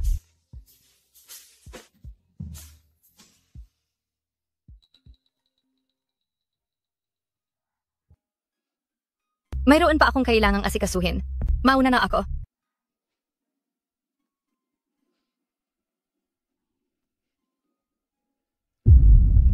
Ano ba talaga ang kailangan mong asikasuhin? Naghanda akong pagkain ngayon. Bumalik na kayo ni Xiaoye para kumain. Ziga.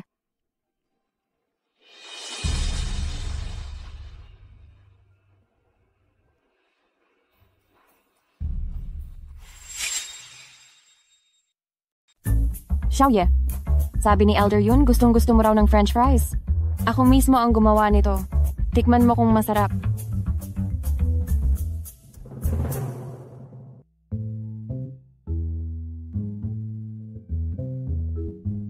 Hindi naman masama? Masarap, sige kumain ka pa ang marami. Tita Chingching, napagod ka rin sa pagluluto. Dapat ikaw ang kumain ng marami. Tita Chingching, Kukuha ako ng french fries para sa'yo. Salamat.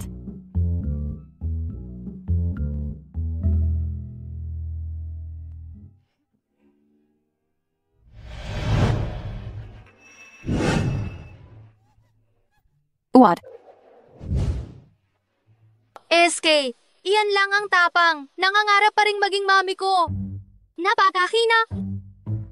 Dad, pusok na ako, satsa. Alis na ako. Ziga, Hambog na bata, inaasar niya talaga ako sa tsaa. Yanshan, siguro hindi pa ako matatanggap ni Xiaoye. Pero maniwala ka sa akin. ang babaeng ito, siya ba talaga ang mommy ni Xiaoye? Bakit parang napakakaiba niya? Kumain ka lang, busog na ako.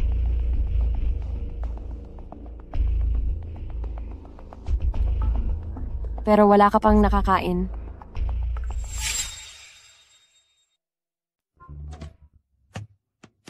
Talagang mayaman sila. Pati showerhead, napakabongga.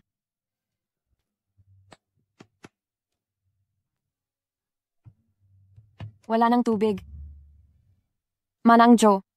Manang Jo, wala ng tubig. Huh? Bakit ang lamig?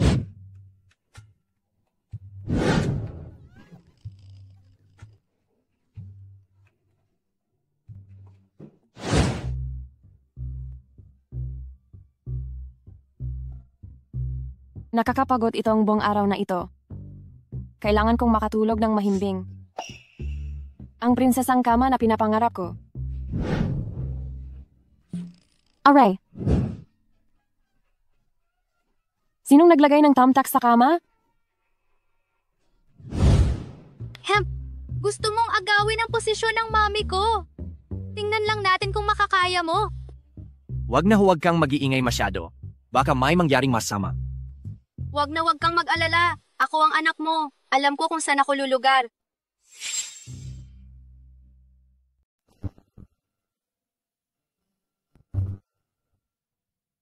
Ayon sa balita, ngayong gabi, ang Lyra meteor shower ay sisikat sa kalangitan at maaaring umabot sa 100 bulalakaw kada oras.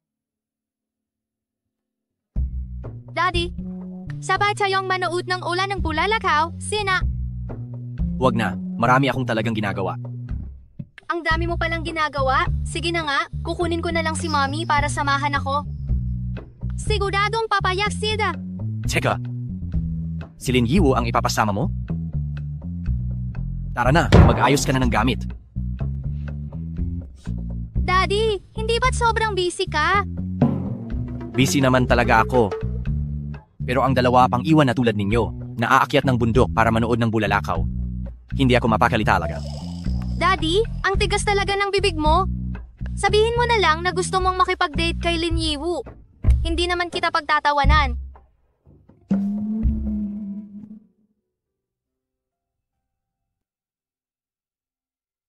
Kailangan kong tulungan si Daddy. Nabalikan si Mommy. Hindi ko hahayaang maunahan siya ng iba.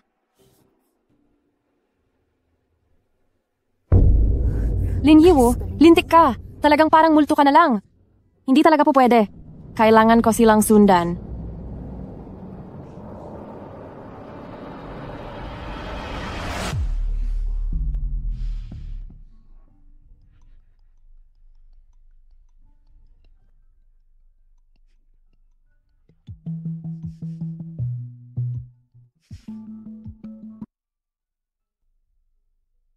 Mommy? Xiaoye, ang gabi na May kailangan ka ba? Sabi sa balita may ulan ng bulalakaw daw ngayong gabi. Gusto ko talagang manood. Pwede mo ba kong samahan? Nasaan ang daddy mo? Si Daddy? Sobrang busy niya ngayon. Nasaan ang mommy mo? Siguro gusto niya ring samahan ka. Ayaw ko sa kanya. Tsaka hindi siya ang mommy ko. Ikaw lang ang mommy ko, Lin Yiwu. Mommy, samahan mo na ako minsan lang. Gusto kong ikaw ang kasama. Sige, sasabayan kita. Yehey! Buksan mo na ang pinto! Ha? Mami!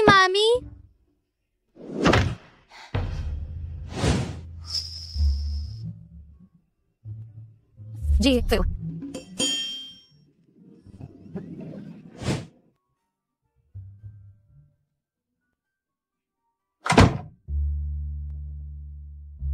Bakit ang bilis mong dumating?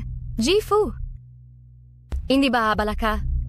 Sabi ni Daddy, kahit na sobrang abala, sasama pa rin siya sa amin na manood ng meteor shower. Oh? Anong nangyayari?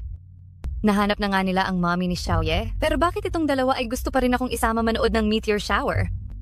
Gaano katagal bago ka maghanda? Mabilis lang. Intayin niyo ako rito.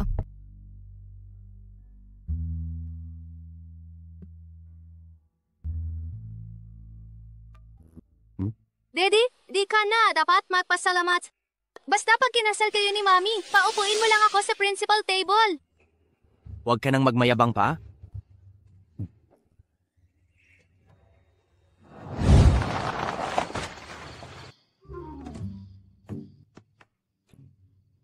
Dune.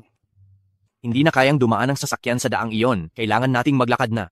Kaya mo ba talagang umakyat sa bundok? Oo naman, walang problema. Kahit may problema, okay lang. Pwedeng buhatin ni Daddy si Mami paakyat sa bundok, diba Daddy? Xiaoye, anong pinagsasabi mo?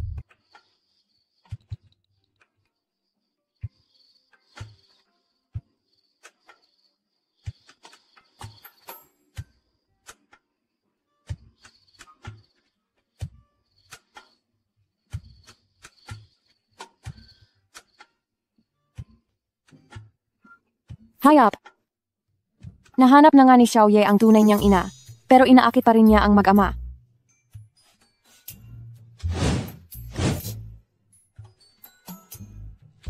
Sinundan pa rin tayo hanggang sa pag-akyat. Sige, hayaan kitang gumapang habang buhay sa bundok na to.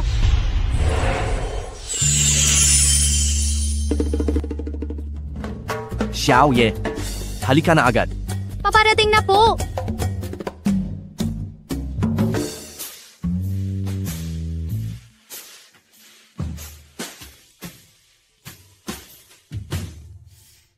Ang daang ito.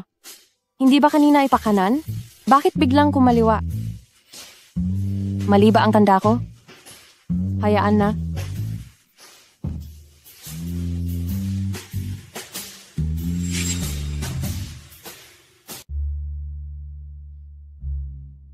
Sina? Daddy, Mami, dito na tayo mag-camping. Mami, kayo ni Daddy ang mag-ayos ng tent. Ako na ang magliligpit ng bag. Tulungan mo na lang si Daddy. Ako na Silo. Ay, sige.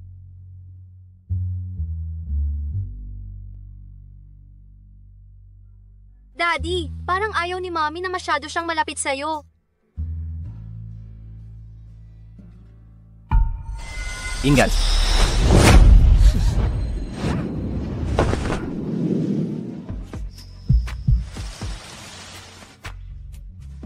Hindi ka naman talaga nabigla, hindi ba? Ayos lang. Mami, ayos ka lang ba? Xiaoye, lumayo ka muna. Baka matamaan ka.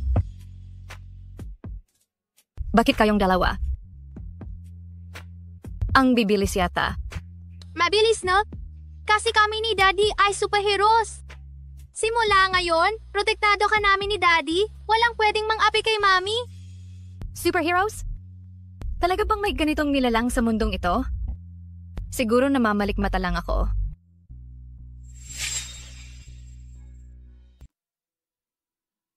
Boss Fu.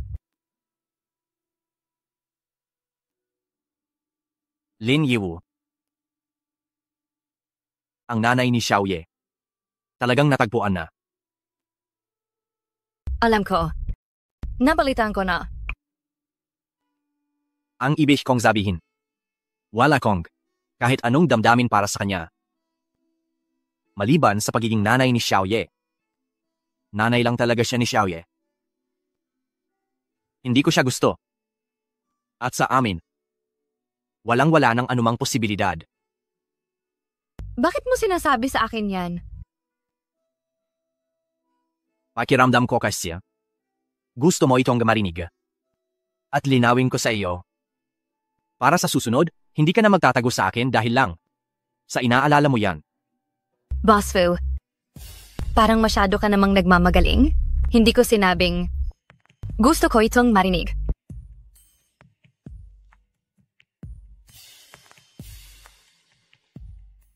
Kung ganoon, huwag ka nang magtago pa sa akin ulit. Sige na, itayo mo na ang tent mo. Sa totoo lang, kailangan talaga ako ang kumilos. Siguro, ang peke kong nanay, sobrang kawawa na ngayon. Anong nangyayari? Sabi ko, sinundan ko sila? Paanong naligaw ako? Sa bandang iyon ba ako dadaan? Kagagaling ko pa lang doon. Dito sa direksyong ito.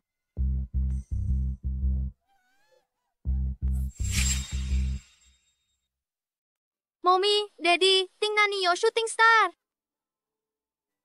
Xiaoye, mag-wish ka na agad. Si Xiaoye umaasa na habang buhay, makasama si Mami Lin Yiwu. At pagkatapos kami tatlo ay magiging masaya. Sana nga si Daddy ay bilisan na at pakasalan si Mami sa kastilyo at bigyan ako ng isang kapatid na babae. Xiaoye, huwag kang mag-wish ng kung ano-ano. Hindi ako nag-wish ng kung ano-ano. Tiyak natutuparin ni Daddy ang aking kahilingan. Di ba, Daddy? Susubukan ko. Mr. Fu, ano ba ang sinasabi mo? Kung si Xiaoye talaga ang anak ko, sana nga. Ano ang iniisip mo? Iniisip ko, sino kaya ang nanganak sa isang cute na bata? Tulad ni Xiaoye. Bobo kang, Mommy! Ikaw ang nanganak sa akin. Tingnan na lang natin ang ulan ng mga bituin. Daddy, Mommy, pwede niyo ba akong bigyan ng isang hiling? Anong hiling? Kayo, dalawa, halikan niyo ako. Tatlo? Dalawa? Isa?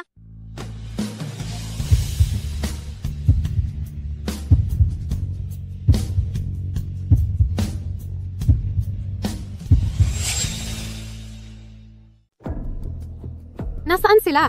Hindi ba inutusan kitang bantayan si Xiaoye at si Yan Shen? Huwag mo nang banggitin. Sa simula pa lang ay sinusundan ko na sila, pero bigla na lang akong naligaw nang hindi ko alam kung paano. Wala kang silbi. Inilagay na kita sa mismong ilalim ng pangangasiwa ni Yan Shen, pero hinayaan mo pa ring makalamang si Lin Yiwu.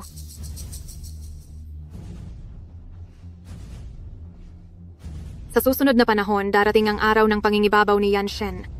Sa panahong iyon, gamitin mo ang amoy ni Lin Yiwu upang sa pilitang manatili na siya sa kastilyo at huwag na huwag silang pagtatagpuin ni Lin Yiwu. Kung hindi, lahat ng ginawa natin ay mabubunyag. Naiintindihan ko.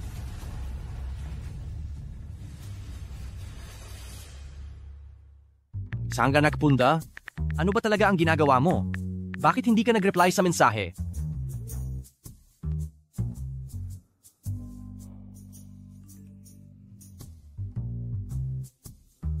Ang babang ito. Pagkatapos nating manood ng meteor shower, ay hindi na ako pinansin. Kahit mag-reply sa text ay ayaw. Mommy, si Xiaoye ito. Ikaw pala si Xiaoye. Nanonood ako ng telebisyon. Ikaw? Ano ang ginagawa mo? Namimiss mo ba ako? Nagre-reply ka kay Xiaoye, pero sa akin, bakit hindi? Lin Yiwu, sobrang double standard mo. Kainis, dumating na naman ang taunang pangingibabaw.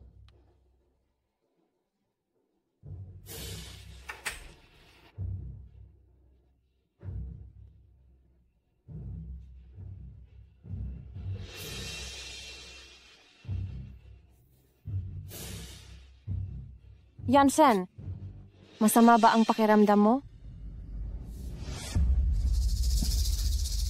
Ang pampijil. Idikit mo sa akin. Ay, nakalimutan ko. Kung hindi ka komportable, pwede kitang tulungan na gumaan ang pakiramdam. Handa ako.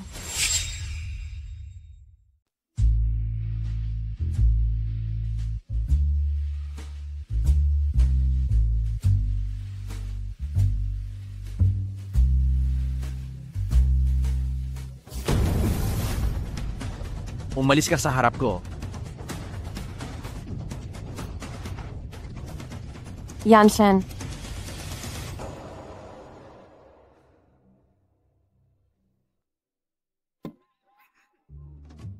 Fuye, ikaw na naman. Lalala? Hintayin mo lang. Darating ang araw, palalayasin ka ni Daddy palabas ng kastilyo.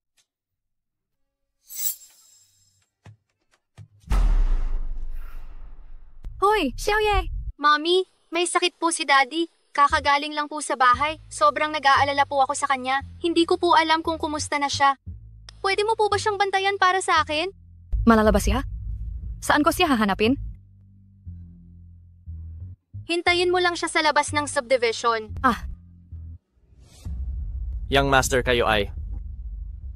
Pumunta ka sa ospital, hanapin mo si Yunqing. Masusunod. Xiaobay, hawak mo ba si Daddy ko?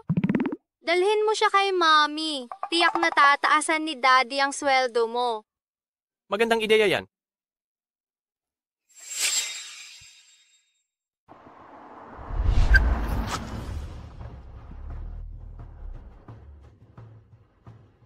Saan ito? Inutusan kitang ihatid ako sa ospital para hanapin si Yunqing. Bakit mo ako dinala sa bahay ni Lin Yiwu? Apo, bagaman magaling si Dr. Yun, hindi naman siya isang Diyos ng pagpapagaling. Kung talagang kaya niyang solusyonan ang problema ng pamilya ng ating angkan, tayong lahat kailangan pa ba tayong magtiis ng ganito kahirap? Huwag ka nang magsalita pa ng marami. Magmaneho. Apo, sundin mo na lang ang sarili mong puso. Kapag nag-ingay ka pa kahit kaunti, ipapadala kita sa malayong kagubatan para mag-anak. Huwag na huwag po. Huwag na huwag po. Aalis na po.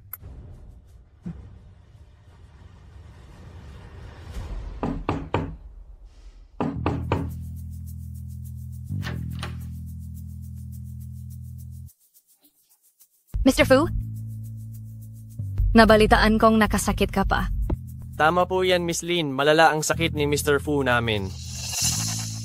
Bakit ikaw? Ako? Ikaw, Zhengbei, walang hiya ka.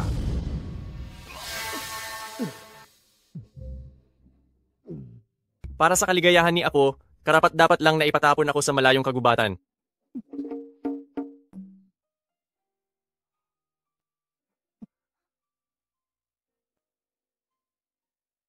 Bakit ang init mo? Ikaw ba ay tuluyan ng nilalagnat? Dadalhin kita sa ospital.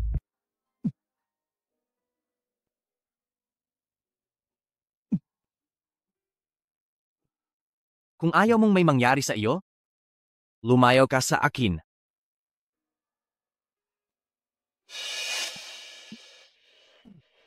Hindi maaari.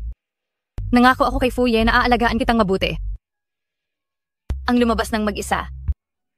Ako na lang ang maghahatid sa iyo sa ospital. Ako ay nagsisimula na talagang mag-init. Nag-init? Anong klase iyang salita sa mundo ng hayop? Kahit ganoon pa man, tutulungan mo pa rin ako? Ibig mo bang sabihin? Nalasong ka? Maaari mo ring sabihin iyan. Kung ganoon,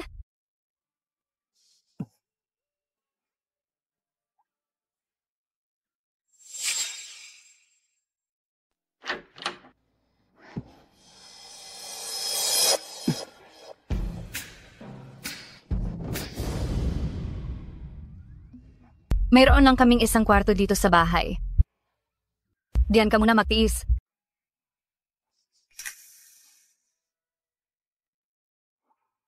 Salamat. Pipigilan ko ang sarili ko.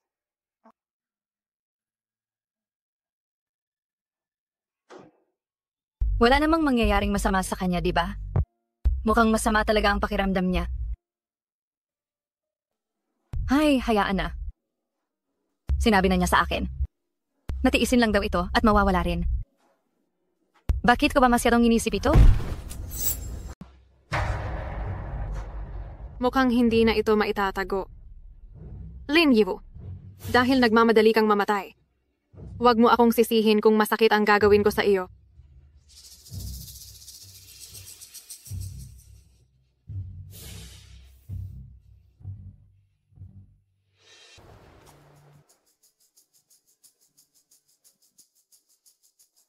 Kaya pala tinawag ako ni Xiaoye na mami. Ang tanga ko talaga. Nasa harapan ko na. Pero hindi ko pa rin siya nakilala. Dapat maipadala ko ito bago mag-alas 3 ng uwian. Ang paborito niyang steak. Pati na rin itong teddy bear. Lin Yiwu. Lin Yiwu, mamatay ka na.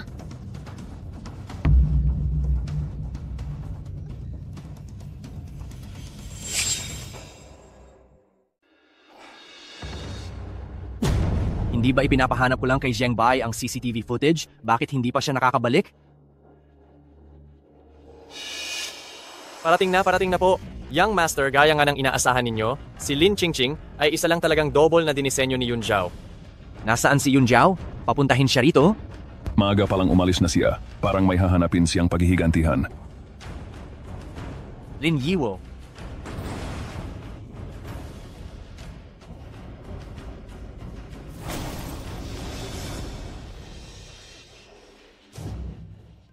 Kung hindi ko makukuha si Yan Shen, hindi ka rin dapat umasang makukuha mo siya. Tulungan niyo ako. Tulong? Huwag mong subukang apihin ang mami ko.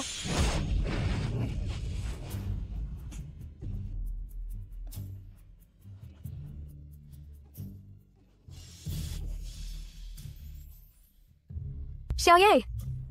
Ikaw nga yan, Xiaoye. Ikaw ang aking Xiaobao.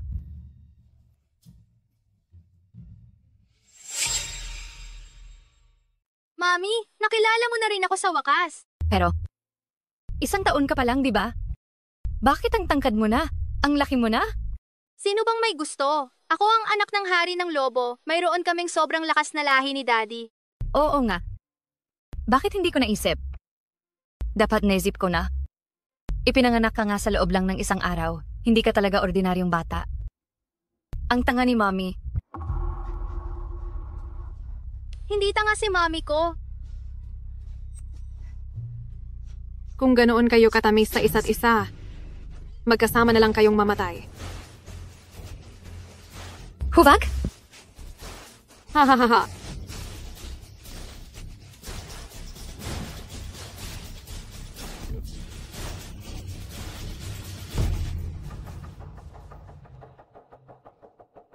Ayos lang ba kayo?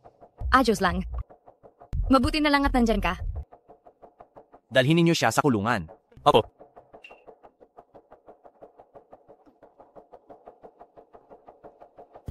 Lagot, nahuli na si Yun Zhao, baka hindi na rin ako makaligtas. Hindi pwede. Kailangan ko nang umalis.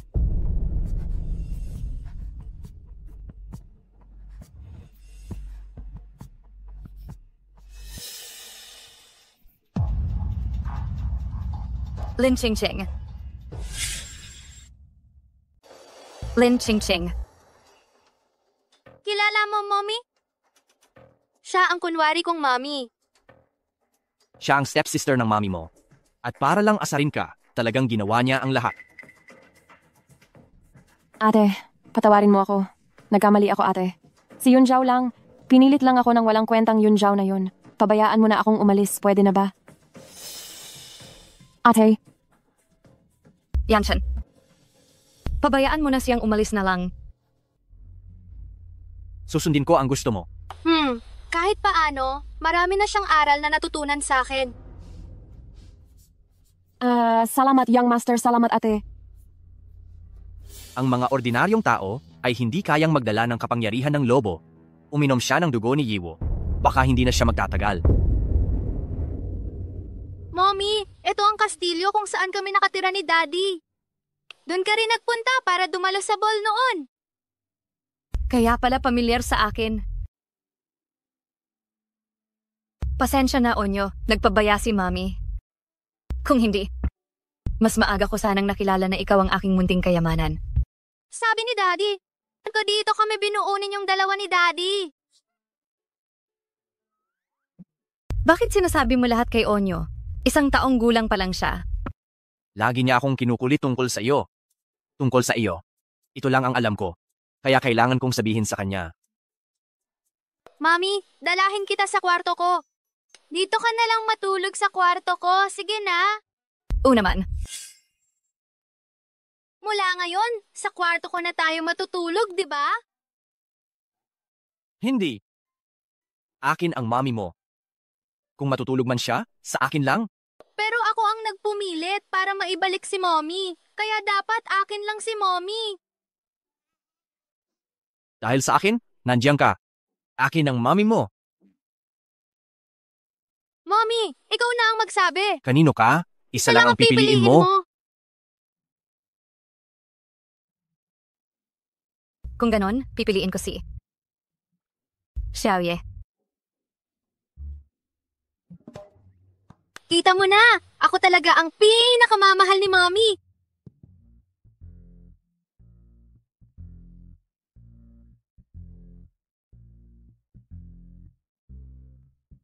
Uminom ka ng tubig. Salamat.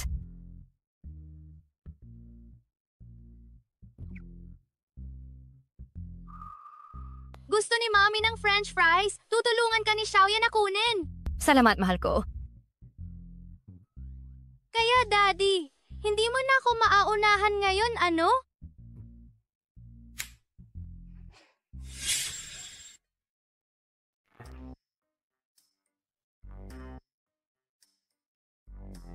Gusto mo, kumain ka pa ng marami. Salamat. Ikaw ay isang mapanlinlang na taong lobo. Salamat din, Xiaoye. Mahal ka ni Mami. Mahal ka rin ni Xiaoye. Ako ang nagpakain sa iyo ng fries. Bakit sa kanya mo sinabing mahal mo siya? Hindi pwede. Gusto ko rin. Boss Fu, ilang taon ka na ba? Bakit ka nakikipagtalo sa 1 taong gulang na bata? Teka, hindi pa kita natatanong. Ilang taon ka na ba talaga? Tatlumpu? 3 numero. 3? Ang daddy ko ay 100 taong gulang na matandang lalaki.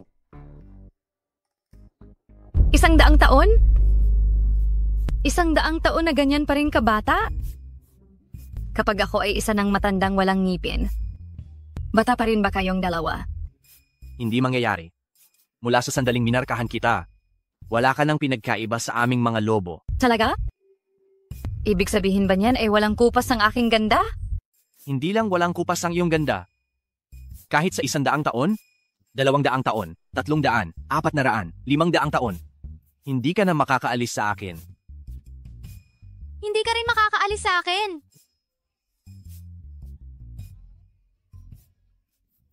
Ching-Ching, anong nangyari sa iyo?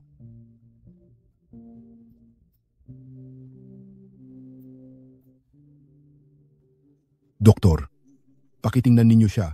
Ano bang problema? Kahapon maayos pa siya. Bakit nagkaganyan na siya ngayon? Nalason siya ng matinding lason.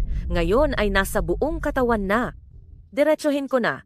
Maghanda na kayo para sa libing. Tiyak na dahil ito sa dugo ni Lin Yiwu. Kung alam ko lang... Ching-Ching.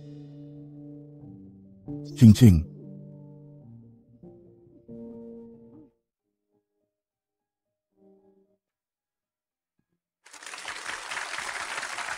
Maligayang kasal sa hari at reyna ng mga lobo.